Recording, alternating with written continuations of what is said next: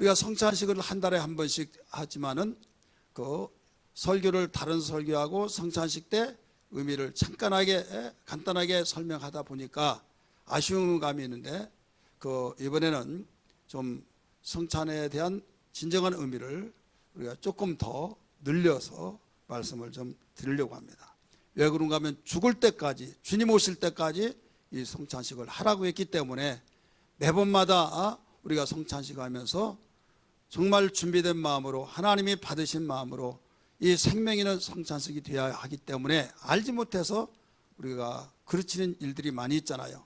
그래서 온라인으로 예배드리는 모든 성도들, 또 함께 드리지는 모든 성도들, 우리 오늘 1부, 2부 예배를 통해서 성찬의 진정한 의미를 바로 알고 무지해서 성찬에 대해서 알지 못해서 우리가 세상 사람은 죄가 아니지만 하나님께서는 이걸 죄라 이렇게 했어요. 그래서 자기를 살피라 이런 말씀을 하셨는데 바로 알고 정말 성찬의 능력을 맛볼 수 있는 시간들이 되어지기를 주의 이름으로 축원합니다. 우리가 믿는 예수님은 하나님의 아들이십니다. 아들이신 예수님이 이 땅에 오셔서 이런 말씀을 하셨어요. 많은 말씀을 가르치시면서 가버나움 회당에서 상당히 긴 내용을 가르치신 가운데 그 중에 핵심은 나는 하늘로서 내려온 산떡이니 하면서 말씀을 하셨어요. 요한복음 6장 51절에 너희 조상이 광야에서 하늘에서 내려오는 만나를 먹었더라도 죽었다. 그런데 내가 너에게 줄 이 생명의 떡은 나도 하늘에서 내려왔지만은 내가 산떡이기 때문에 나를 믿는 자, 곧 이 떡을 먹는 자는 생명을 위한 내 살인데 영생하리라. 이런 말씀을 가르치셨어요. 그러면서 어떻게 보면 영적인 말씀으로 받아들이지 않으면 가버나움 회당에서 말씀하신 요한복음 6장은 상당히 거북하고 듣기에 거북해서 야 이런 소리를 우리에게 들으라고 하느냐 하면서 그 당시에도 웅성웅성하고 수근수근했듯이 지금도 그럴 수밖에 없는 상황의 말씀이 요한복음 6장의 사건이에요. 왜 그런가 하면 인자의 살을 먹고 마셔라. 인자의 살을 먹고 인자의 피를 마셔라. 그리하면 너희가 생명이 있다. 그리야만 너희가 영생을 가진 자다. 이렇게 말을 하니까 아니 저자가 뭐 도른 거 아니야? 아니 그 살을 뜯어 먹고 그 피를 빨아 먹어. 야 이런 말이 어디가 있느냐 하면서 웅성웅성하고 있더라 이거죠. 예수님 말씀하셨어요. 그 분위기를 파악하시면서 인자가 이전 있었던 곳으로 올라간 것을 너희 두 눈으로 똑똑히 본다고 한다면 그때는 어떻게 하려느냐 이런 말씀을 하시죠. 앞에는 띄워지지 않습니다. 요한복음 6장 63절에서 이런 말씀을 하셔요. 내가 너에게 이렇게 말한 것은 영이요 생명이니 이런 말씀이에요. 살리는 것은 영이요 육은 무익하니 내가 너에게 하는 말은 영이다. 영적으로 말을 하고 있는 것이다. 이런 말씀을 하시죠. 그러면서 이런 이야기를 하셔요. 요한복음 6장 53절에서 55절까지 같이 한번 읽을까요? 시작. 예수께서 이르시되 내가 진실로 너에게 이르노니 인자의 살을 먹지 아니하고 인자의 피를 마시지 아니하면 너희 속에 생명이 없느니라. 자, 진실을 강조하고 있죠. 진실. 여러분 진실은 포장되지 않고 그대로입니다. 그런데 가짜는 모든 사람들에게 포장을 해서 진짜같이 보이려고 하다 보니까 포장을 해요. 그런데 진짜같이 보여지니까 많은 사람이 거기에 훅해서 넘어가는데 거기를 따른 사람이 많이 있다 이거예요. 그럴 때 나중에 속았구나. 통곡한들 이미 기회를 놓쳐버리는 이런 일들이 많이 있죠. 그래서 예수님은 이런 분위기 속에서 너희가 얼뜻하면 야 진짜야 진짜 하고 지난번에 속았는데 우리가 또 이제 안 속는다 이러다가 보니까 이제는 진짜를 가르쳐 주더라도 가짜로 생각하고 있기에 이걸 보니까요 과거도 지금도 앞으로도 이것은 계속되어진 것 같습니다. 예수님이 이런 사실을 아시기 때문에 우리의 머리털까지 세시고 피부를 살피시고 전지하신 분이기 때문에 내가 진실로 진실로 너에게 이르노니, 진실을 강조하고 있는 거예요. 그러니까 장난기로 받아들이지 말아라. 인자의 살을 먹고 인자의 피를 마시라고 하니까 에이 하면서 이렇게 생각하지 말아라. 이건 진실이다 이거예요. 인자의 살을 먹지 아니하고 인자의 피를 마시지 아니하면 너희 속에 생명이 없느니라 말씀하시면서 54절에 같이 읽습니다. 내 살을 먹고 내 피를 마신 자는 영생을 가지고 마지막 날에 내가 그를 다시 살리리니. 왜? 생명이 있으니까. 여러분이 잠을 자다가도 깨우면 일어난 사람은 어떤 사람이에요? 생명이 있는 사람이에요. 근데 아무리 깨우더라도 일어나지 않으면 생명이 없다고 말하자. 그래서 밥 먹을 시간, 출근할 시간, 여보 얘들아 일어나, 시간 돼서 그러면 벌떡벌떡 일어나잖아요. 왜? 살아있으니까. 그러나 아무리 흔들어 깨우더라도 어떤 반응이 없다고 한다면 통곡밖에 나오지 않죠. 내 살을 먹고 내 피를 마신 자는 영생을 가졌고 마지막 날에 내가 그를 다시 살리리니. 내 살은 참된 양식이요 내 피는 참된 음료로다. 이렇게 가르쳐 주셨어요. 참된 음료. 반대로 말하면 참된 음료가 아닌 것이 있죠. 참된 음료는 내 속의 갈증을 해결해 줘서 목을 축여줘서 목말라 죽을 것 같지만 참된 음료를 마시고 자기가 원기가 회복된다 이거죠. 참된 음료가 아니면 그걸 먹고 더 갈증을 일으키고 그걸 먹고 계속적으로 배가 올챙이처럼 막 불어오른다 할지라도 거기에 갈증이 해결하지 못하다가 보니까 또 먹고 또 먹고 하다 보니까 배탈이 나고 문제가 생긴다 이거죠. 참된 음료는 바로 그런 일이 없고 약이 되듯이 새 힘이 공급된다는 것을 믿으시길 바랍니다. 어떤 것이 참된 음료고 어떤 것이 참된 양식입니까? 내 살은 참된 양식이요 내 피는 참된 음료로다 말씀하셨어요. 이런 말씀을 가리키고 3년 반 동안 예수님이 공생애를 하시면서 마지막 날 밤에 제자들과 함께 마지막 저녁 식사를 하십니다. 최후의 만찬. 그러면서 평상시 같으면 저녁 식사예요. 얘들아 오늘 수고했다. 너희들 그 무엇보다 오늘 수고했는데 많이 먹어. 건강이 매우 중요한 거야 하면서 이렇게 저렇게 덕담을 나누면서 이야기를 할 수 있으나 예수님은 그날따라 다른 말을 하지 않고 예수님이 떡을 다 나눠줍니다. 자, 떡을 들어라. 이 떡은 내 살이다 하고 먹습니다. 또 잔을 나눠주면서 잔을 들어라. 들으니 이건 내 피다. 인자의 피다. 곧 많은 사람들이 죄 때문에 죽게 되는데 그 죄를 사해 준 약속 있는 언약의 피다라고 하면서 말씀을 하십니다. 그리고 마태복음 26장 29절의 말씀 보니까 이런 말씀하세요.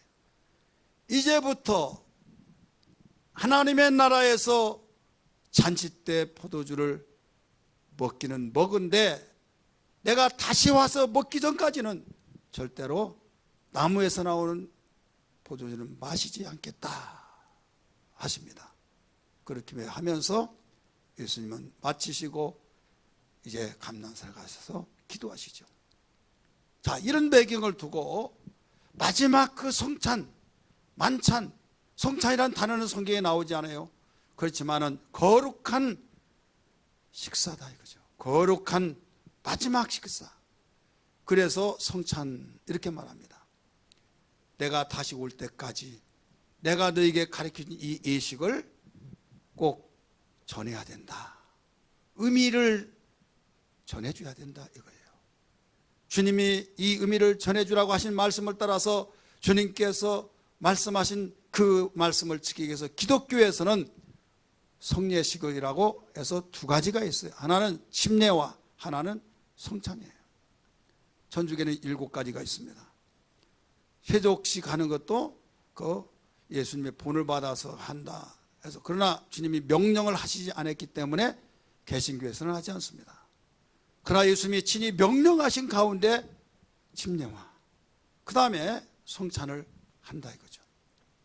그러면 이 성례식 곧 침례와 성찬은 무슨 의미를 가지고 있느냐? 공통적인 것은 말없이 의식을 행함으로써 복음이 그에게 전달된다 이거죠. 복음이란 거 뭡니까? 깊은 소식입니다.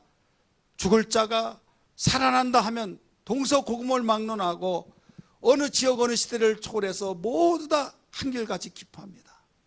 세상의 것은 여기에서 기뻐하면 여기서 신음소리가 납니다. 여기에서 너무 좋아가지고 행복하다고 하면 여기는 괴로워합니다. 그러니까 똑같이 100이면 100, 만이면 만, 수십억이 있다고 한다면 그들에게 동일하게 똑같이 깊은 소식이 될 수가 없다 이거죠. 코로나를 통해서 경제가 안 좋아서 신음하고 있지만은 내가 이런 말을 해서는 안 되지만 우리는 정말 이번에 코로나를 통해서 정말 바빴어요. 단사람한테 말할 수는 없지만은 정말 우리는 그동안에 어려운 걸 다 해결했어요. 여러분 그런 사람들이 있어요. 이런 사람을 종종 듣습니다. 왜? 마스크 제조업을 하신 분들은 얼마나 없어서 못 팔잖아요. 그 당시에. 그러니까 그만큼 이쪽에서는 죽는다고 하는 신음소리 있지만 이쪽에서는 바로 속으로 웃고 좋아하는, 이건 복음이 될 수가 없는 거예요. 복음은 진리와 은혜 속에서 이루어진데 이것은 모든 세계 사람이 어떤 시대 어떤 민족을 초월해서 동일하게 똑같이 기뻐하는 소식, 이게 어원적인 면에서 복음은 깊은 소식이라 이렇게 말합니다. 이렇게 깊은 소식을 가지고 있는 그분은 주님의 입에서 나오는 진리의 말씀, 은혜의 말씀밖에 없는 걸 믿기 바랍니다. 그런데 이 내용을 늘리고 전파한 내용이 얼마나 많습니까? 그러나 이 모든 걸 하나로 묶어서 말없이 그냥 보기만 하면 아 이런 뜻이구나 하면서 보여주는 것이 바로 침례예요. 물속에 들어갔을 때 바로 내 죄가, 죄 때문에 저주받고 심판받고 지옥 가는 죄가 예수와 함께 내가 죽어버렸다. 죄가 죽었으니까 거기서 끝나면 이제는 물에서 올라왔을 때 나는 예수가 생명인데 예수와 함께 살아서 새 생명을 얻었다. 이걸 그대로 전해주는 예식이다 이거예요. 그 다음에 성찬식은 뭡니까? 이것은 내 살이다, 이건 내 언약의 피다 하면서 죄 때문에 정말 자유를 잃고 죄의 종이 되었는데 죄를 사함받아서 죄 문제가 해결되어 버리게 만들었던 예수님의 흘리신 피, 또 우리의 정말 양식이 있어야 하는데 양식을 먹지 않으면 죽잖아요. 그 육체가 참된 양식이라고 하셨다 이거죠. 그러니까 구태여 설명을 하지 않더라도 이 내용이 복음이다 이거예요. 그래서 예수님은 제자들의 발을 씻겨줬지만 이걸 행하라고 말하지 않고 오히려 섬김을 행하라고 하는 것을 했지 발을 씻어서 그 예식을 행하라고 하지는 않았다 이거죠. 하지만은 성찬식과 그 침례는 그 예식을 행하라. 이건 예수님이 친히 명령하셔서 거룩한 예식이다 해서 성례식이라 이렇게 말합니다. 오늘 우리는 이런 가운데서 지금 어려운 상황 속에 있지만은 성찬식에 오늘 임하게 됩니다. 오늘만이 아니라 주님 오실 때까지 우리가 살아있어서 주님 나라에 갈 때까지 우리는 이 예식에 동참하고 저희들이 무엇보다도 거기에서 우리에게 주어진 놀라운 하나님의 영적 임재를 우리가 고백하며 놀라운 은혜를 맛보아야 될 줄 믿습니다. 그러기 위해서는 알아야 된다 이거예요. 저는 시간 때문에 이렇게 좀 더 길게 설명하지 못하고 간단하게 떡을 떼길 때 이렇습니다 해서 귀가 마르고 닳도록 그런 소리는 들었지만은 오늘 마침 잘 떼었다. 우리가 어려운 시국 속에서 성찬식 뭐 생략하지 이렇게 생각할 수도 있으나 생략할 수 없는 이유는 주님의 명령이고 언제 끝날지도 모르고 우리는 그렇기 때문에 어려운 가운데서도 우리는 이 성찬식에 동참하기 위해서 우리는 그와 같은 중요성을 알기에 주의 종은 이런 그 숫자적으로 볼 때는 우리가 여기에서 오히려 힘들어지만은 한 명이라도 더 참석해서 오히려 성찬식을 해서 우리의 영적인 풍요, 영적인 부요, 우리의 영적 무장하는데 우리가 있었으면 좋겠다. 이런 심정에서 1부, 3부, 4부, 5부를 갖게 된 겁니다. 사랑하는 성도들이여, 우리 가정에서 온라인 예배로 드려지는 가운데 비록 참석하지 못하지만 이런 의미를 알고 준비하는 마음이 되어지고 떡을 뗄 수 없고 잔을 들 수 없지만은 주님 나도 건강하고 나도 모든 걸 자유가 되고 나도 어떤 가운데 주님의 이 명령하신 예식에 귀중히 여겨서 정말 주님의 떡을 먹고 주님이 여기 주시는 잔을 마셔서 생명에 있음을 고백할 수 있는 능력이 되게 하여 주옵소서. 기도해야 될 줄 믿습니다. 할렐루야. 믿어지면 아멘 하시길 바랍니다.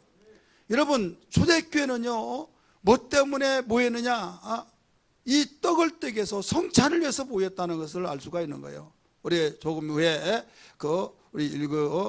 우리가 확인하시면 아시겠지만은, 그리고 중세시대 때 그 신앙생활의 종교의 암흑기 그런 가운데서도 다른 건 다 잃어버린다 할지라도 이 성찬 얼마나 귀하고 얼마나 귀한지. 왜 그런 줄 아십니까? 이 성찬식에는 종교개혁가들이 성찬의 중요성을 강조하면서 여기에 세 가지로서 그 종교개혁자들이 해석이 있어요. 하나는 뭐냐? 기념선입니다. 쭈빙글리라고 스위스의 종교개혁자인데, 이 개혁자는 예수님의 살과 피를 기념하는 것이다, 이렇게 강조하고 있어요. 우리가 많이 들었죠. 고린도전서 11장 23절에서 29절에 보면 거기에 나를 기념하라 하셔서 하는 이 기념이다. 예수님이 우리에게 살을 주신 건 영의 양식이고, 피를 흘려주신 건 우리의 죄를 해결해 주시고 또 사해 주시는 그 약속, 이것을 우리가 기념하기 위해서 이 예식을 하는 것이다, 이렇게 주장을 하고, 그래서 기념서를 주장해서 이렇게 의식을 가지고 행하는 사람들이 있다 이거죠. 이때 마틴 루터, 종교개혁자인 마틴 루터는 뭐라고 그러냐? 이건 공제설이다, 기념설이 아니다. 바로 공제설을 주장했어요. 공제설이 뭡니까? 마틴 루터는 신부의 중에 한 사람이에요. 신부가 성경대로 돌아가자 이걸 주장하다가 그를 죽이려고 얼마나 완전히 도끼눈처럼, 독사의 눈처럼 그 천주교에서 그를 아주 해치워버리려고, 그래서 이리 피하고 저리 피하면서 그 개혁운동을 하며 이 사람이 그 루터인데, 그는 이 성찬을 뭘로 했냐면 공제설이다. 그는 천주교의 신부로서 잘 알잖아요. 천주교는 무슨 설을 주장하고 있냐면 실제설, 다른 말로 말하면 그 성체설이에요. 성체설을 우리나라 1984년도에 교황 바로 2세가 한국에 와가지고 여의도 광장에서 성체식을 했어요. 도대체 성체설이 뭐냐 그랬더니 기독교는 성찬식을 했다 이거죠. 그게 막 대단하게 해서 엄청난 매스컴을 통해서 그렇게 어마어마하게 한다 이거죠.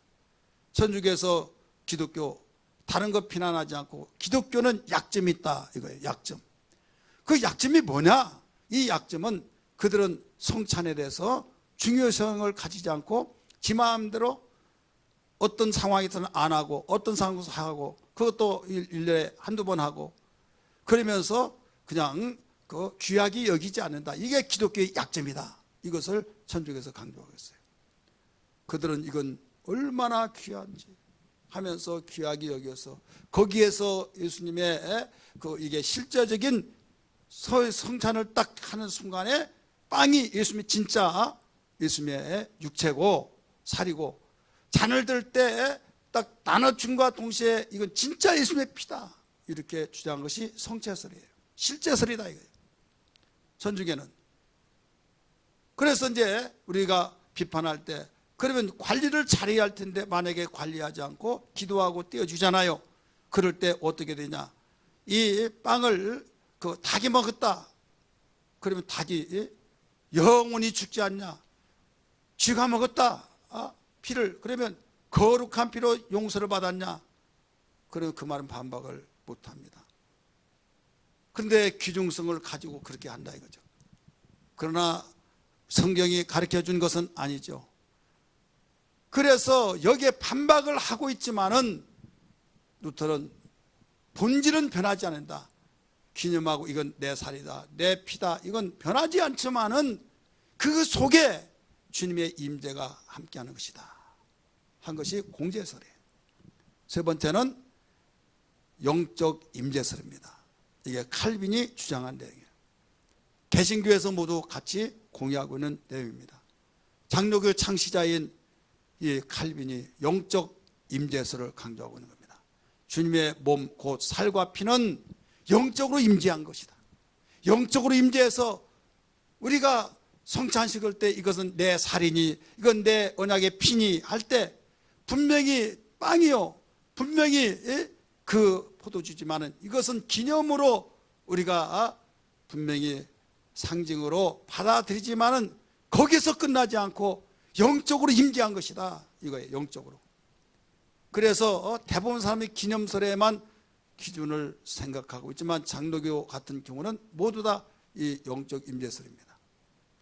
우리는 영적 임재설이기에 이것을 기념과 함께 영적 임재라는 사실을 알아야 될 줄 믿기 바랍니다. 주님이 이건 내 살이다 했을 때, 주님은 내 피다고 했을 때, 언약의 피라고 했을 때 이것은 분명히 기념으로 가르쳐 줬지만은 거기서 끝나지 않냐고 주님이 영적으로 임재하여서 내 속에 주님의 생명이, 주님의 언약의 피가 있어서 우리가 생명을 얻고 영생을 얻게 되었다. 이 사실을 우리에게 일러주신 말씀, 성찬식을 통해서 계속 이렇게 고백하고 있다는 걸 알아야 될 줄 믿기 바랍니다. 그래서 성찬에 얼마나 귀하게, 얼마나 정말로 우리 생명처럼 여기고 있는지.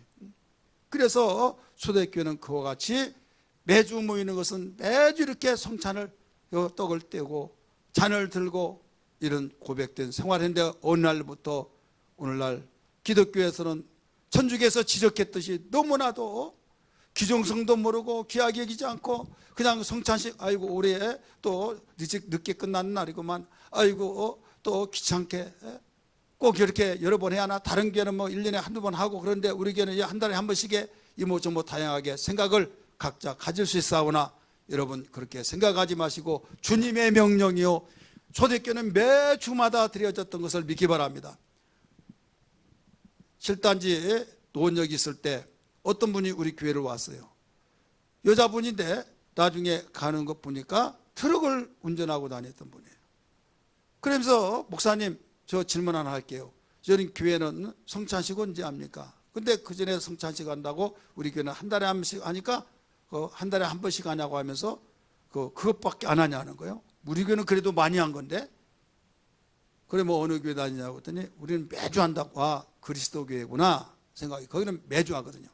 상계동 사동에 그리스도 교회가 있어요. 근데 문제가 있어가지고 뿔뿔이 흩어지면서 교회를 정의할 텐데 어느 교회를 택하냐, 성찬식 매주 하는 데를 택하고 거기에 찾아다녀서 동네마다 교회마다 다 다녀봤는데 매주 하는 교회가 하나도 없더라 이거죠.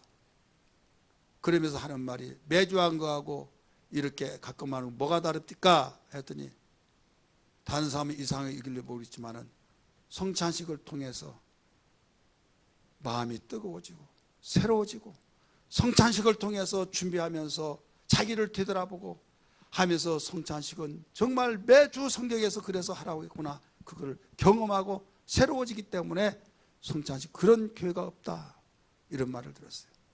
여러분, 우리는 그냥 상징으로만 생각하고 우리가 시간만 하는 말씀 듣잖아요. 이 말씀이 주님의 양식이라는 걸 믿기 바랍니다. 그러면 영적인 면에서 양식 살이에요.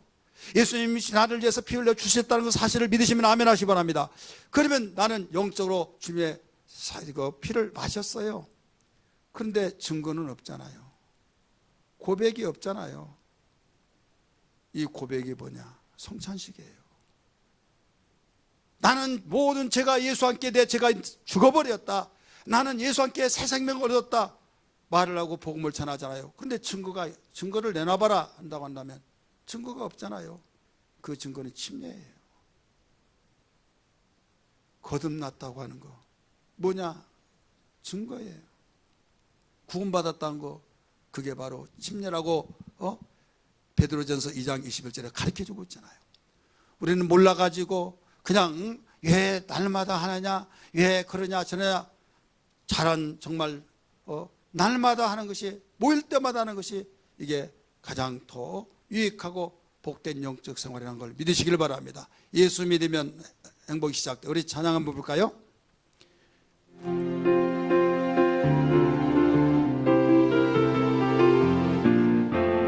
예수 믿으면 행복이 행복이 시작되어 예수 믿으며 이 땅에서 복받아요. 예수 그는 생명이요 예수 그는 소망이요 예수 믿으면 행복이 시작되네. 예수 믿으면 하나님 자녀 되요. 예수 믿으며 기도할 때 응답되요. 예수 그는 생명이요 예수 그는 소망이요 예수 믿으면 행복이 시작되네.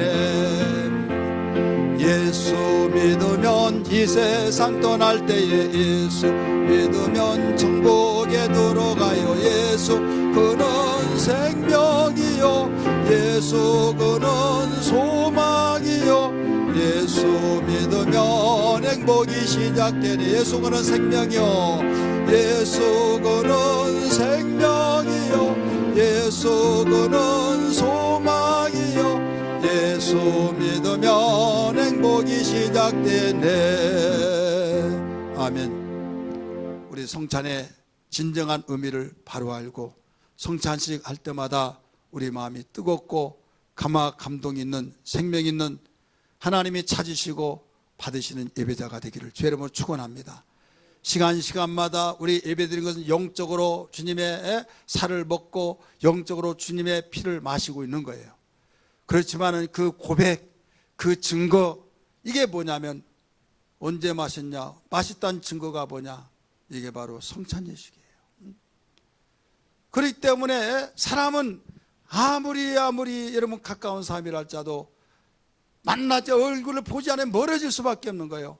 이 자리에 함께 예배하는 모든 성도들이요, 여러분이 정말 할 수 없이 온라인 예배를 드리지만은 온라인 예배가 계속적으로 진행된다고 한다면 나중에는 그게 숙달이 되어버리면요, 아유 꼭 뭐 교회까지 가야냐 이렇게 된다는 걸 부인해 줄 수 없을 거예요. 그게 더 편고 좋고 이렇게 되어진다. 이게 그 다음에 주님과 점점 멀어진 거예요.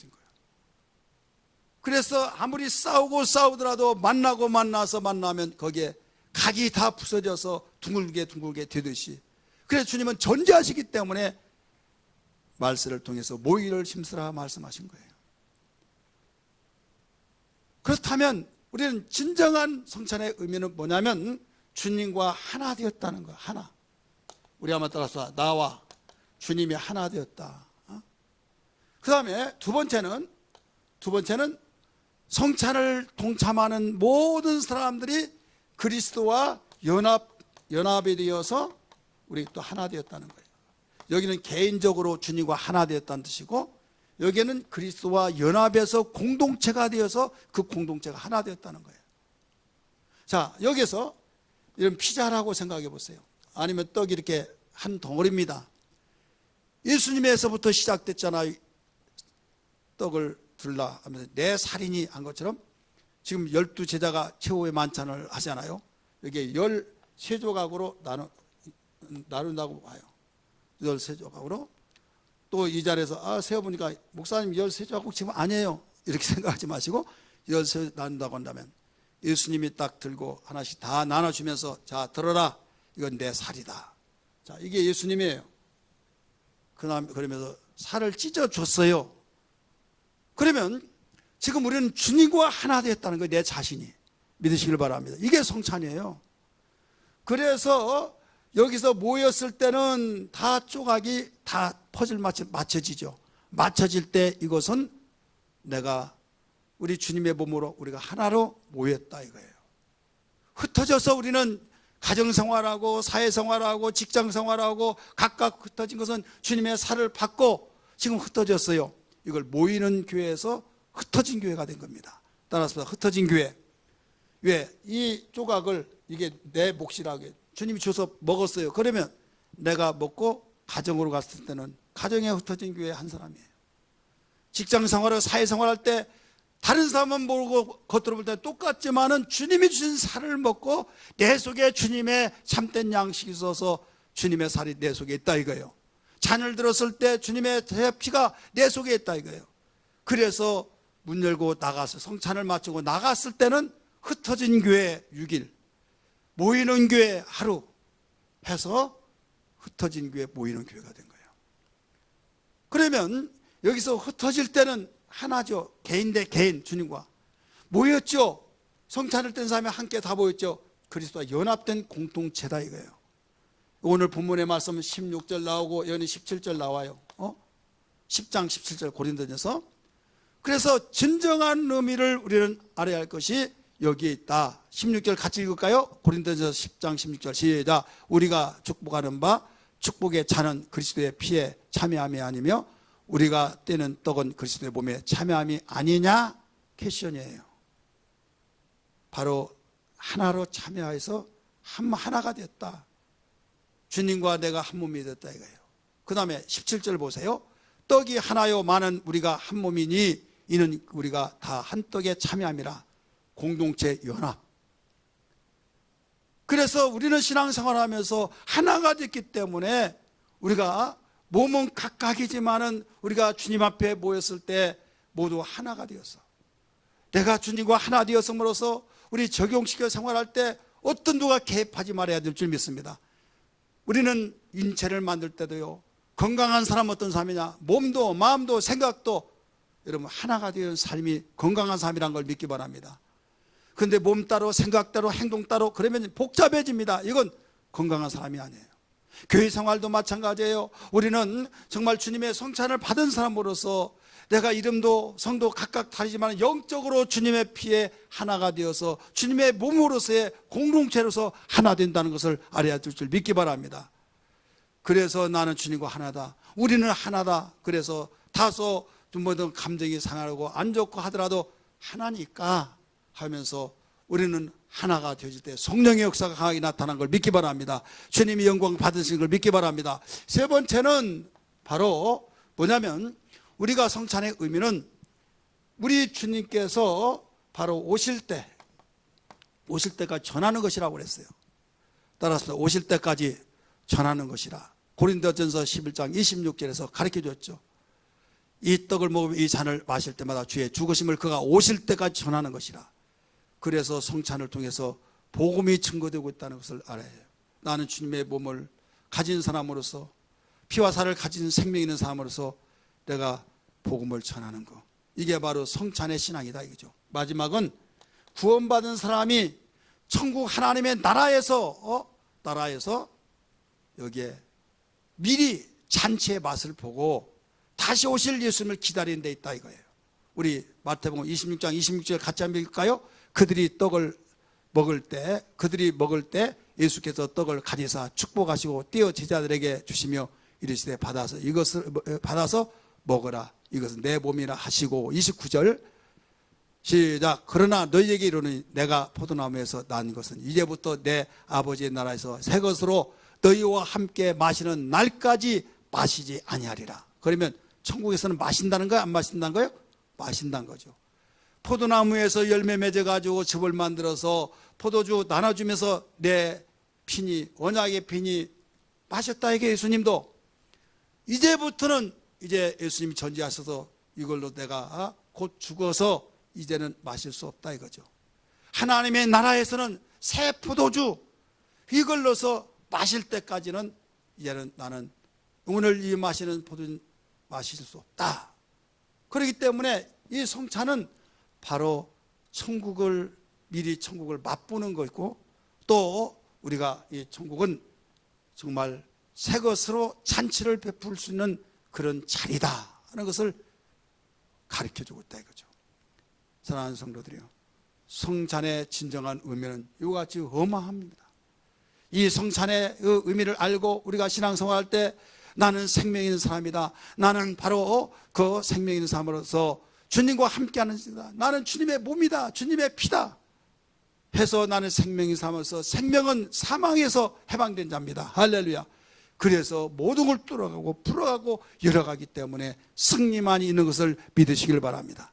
성찬에 참여하고 성찬에 정말로 아쉬워하는 모든 우리 성도들에게 이르기까지 주의 성찬의 신앙이 되기를 주의 이름으로 축원합니다. 할렐루야.